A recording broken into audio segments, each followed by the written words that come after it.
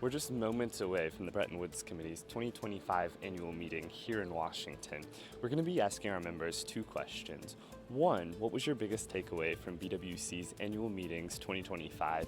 And two, what do you see as the biggest threat facing the global economy today?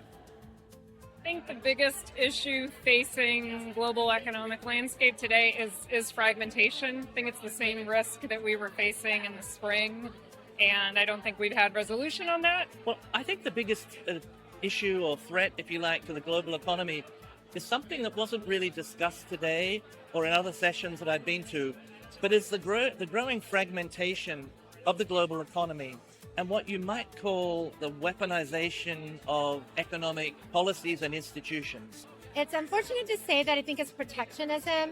We're seeing more protectionism now than we've seen since the days before World War II and the Great Depression.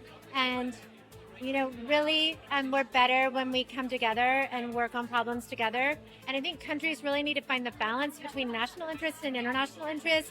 The biggest issue that we are facing today is the very high debt burden of the global economy. In developing countries, the US, Europe, but also in emerging markets and in developing countries, there is really a big debt burden.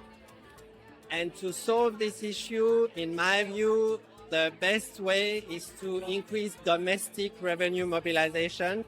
I think the biggest issue facing the global economy today is uncertainty.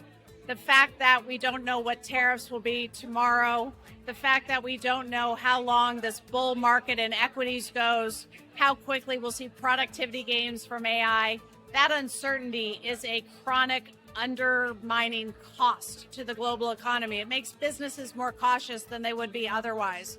The sooner we can have clarity on some of these key issues, the better we'll all be.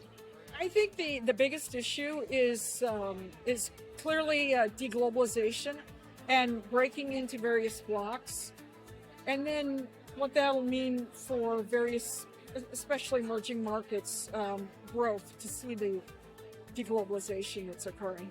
So from my perspective, one of the biggest issues facing the global economy today, and the entire landscape, is the assault on stability of institutions.